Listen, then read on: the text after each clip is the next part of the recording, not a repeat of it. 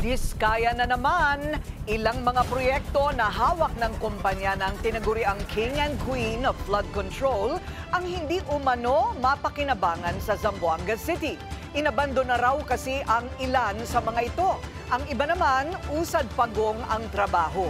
Yan ang exclusive agenda report ni RJ Rosalado.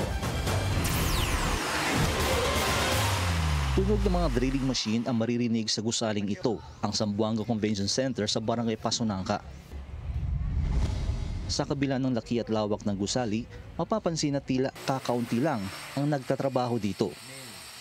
Ang Alpine Omega General Contractor ang isa sa mga kumpanya na mag-asawang Curly at Sara Diskaya ang may hawak sa rehabilitasyon ng Zamboanga Convention Center.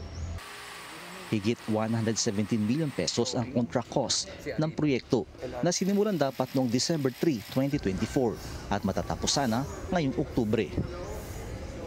Pero halos wala pang 20% ang progress ng proyekto sa ngayon.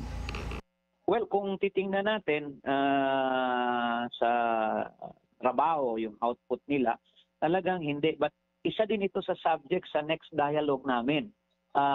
It's a separate dialogue. Dito talaga tututok sa convention center.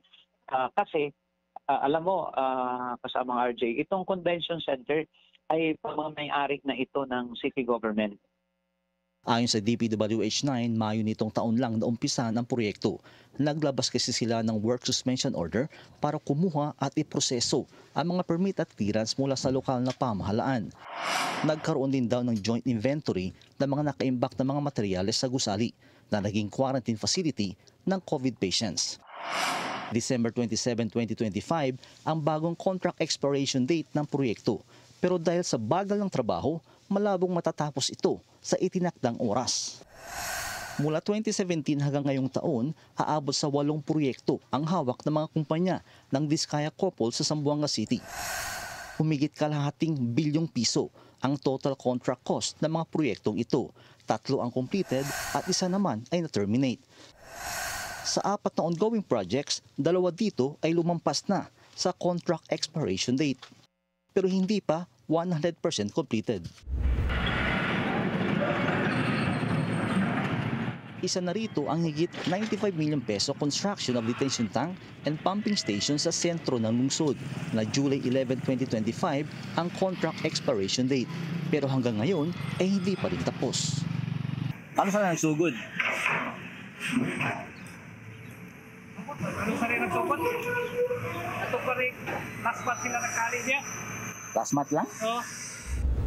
Itong mitigation project dito sa Barangay Pasunangka ang isa sa mga 4 na ongoing projects ng mga kumpanya na hawak ng Diskaya Couple dito sa Zamboanga City.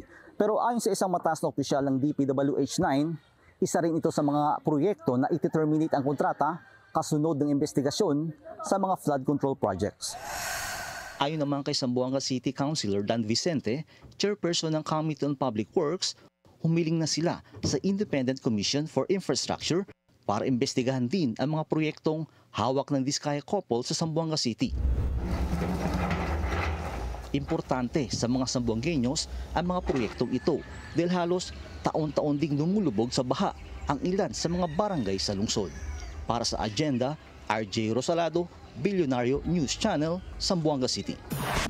Manatiling nakatutok sa Bilyonaryo News Channel. Sumubaybay sa aming social media accounts at mag-subscribe sa aming YouTube channel para sa mga bago at eksklusibong balita.